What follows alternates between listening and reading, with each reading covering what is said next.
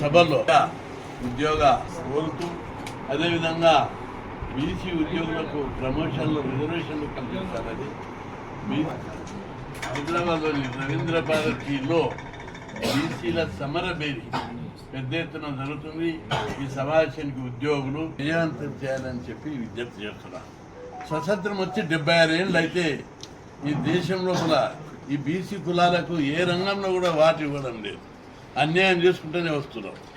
ఇప్పటికైనా బీసీలను గుర్తించి బీసీలకు జరిగిన అన్యాయాన్ని గుర్తించి బీసీలకి ఏ రంగంలో కష్టపడి దేశ సంపద సృష్టిస్తున్నారు, సంపదల వాటా లేదు. కష్టపడి పన్నులు కడుతున్నారు, బడ్జెట్లో వాటా లేదు. ఓట్లేసి అధికారం అప్పచెప్తున్నారు, వెలుగబెడుతున్నారు, అధికారంలో వాటా లేదు. ఉద్యోగాలు పెద్ద ఎత్తునుంటే ఉద్యోగాలలో కూడా మా వాటా లేదు. దేశ సంపదలు లేదు, అధికారంలో లేదు. ఎందులో వాటా ఇవ్వకుండా ఓట్లేసే యంత్రాలుగా ఈ కులాలను చూస్తున్నారు. ఈ వైఖరి మార్చుకోవాలి. ప్రపంచంలో అన్ని దేశాల లోపల కూడా బీసీలకు ఏదైతే పీడిత కులాలకు అన్యాయం జరిగిందో ఆ కులాల వారందరూ కూడా తిరుగుబాటు చేస్తున్నారు. తిరుగుబాటు చేసి వారి హక్కుల కోసం పోరాడి హక్కులు సాధించి వాళ్ళందరూ సమాజంలో అభివృద్ధిలో భాగస్వాములు అవుతున్నారు. అదేవిధంగా మొన్న ముగ్గదొడినటువంటి కొరియాలో తిరుగుబాటు వచ్చింది. అక్కడ ప్రజలందరూ ఎప్పుడైతే తిరుగుబాటు వచ్చిందో వాళ్ళ హక్కుల కోసమైతే పోరాడినో వారికి వాటా ఈరోజు అన్ని రంగాల్లో లభిస్తుంది.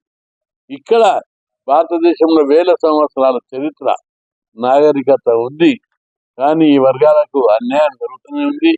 కులం పేరు మీద, మతం పేరు మీద, వర్గం పేరు మీద, వర్ణం పేరు మీద వివక్షత చూపుతూ ఈ కులాలను దోసుకుంటున్నారు.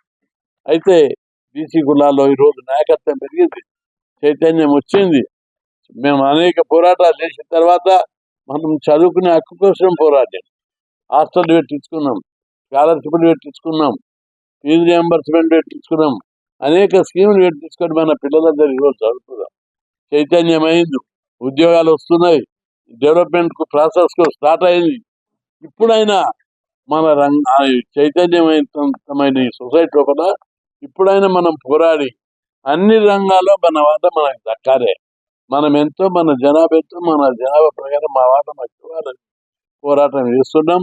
ఈ పోరాటంలో బీసీ కులాలు, ఉద్యోగులు, నిరుద్యోగులు అందరూ కూడా ఈ ఉద్యమంలో పాత్ర వహించాలని చెప్పి నేను విజ్ఞప్తి చేస్తున్నా.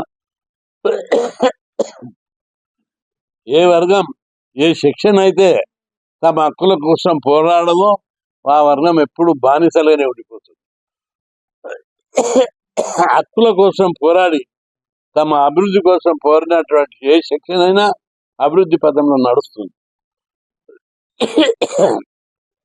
అందుకోసం మన బీసీలందరూ కూడా ఎక్కడ మీటింగ్ జరిగే 25 జరిగే మీటింగ్కు ప్రతి ఒక్కరు పార్టిసిపేట్ కావాలి, తమ అభిప్రాయాలు వ్యక్తం చేయాలి, మీ కష్టాలు బాధలు చెప్పాలి. ఈరోజు మన పోరాటాల వల్ల అనేక మార్పులు సమాజంలో వస్తున్నాయి. ప్రభుత్వం దిగొచ్చి కులగణన చేపట్టింది, అది మన పోరాటం. కులగణన తర్వాత జనాభా లెక్కలు తెచ్చిన తర్వాత రిజర్వేషన్లు పెంచుతాం. అప్పుడు మీ పిల్లలకు ఉద్యోగాలు వస్తాయి, మీ పిల్లలకు ఇంకా మరిన్ని అవకాశాలు వస్తాయి. కాబట్టి మనం ఎప్పుడైతే సైలెంట్ ఉండకుండా పోరాటాలు చేస్తామో అన్ని రంగాల్లో మన మాట మనకు వస్తాయి. ఇది పారుల పంచాయతీ, శత్రువుల పంచాయతీ కాదు. కాబట్టి మన సోదరులందరూ బీసీ సోదరులు ఒకరికొకరు చెప్పుకొని పెద్ద ఎత్తున కదిలి రావాలని చెప్పి నేను విజ్ఞప్తి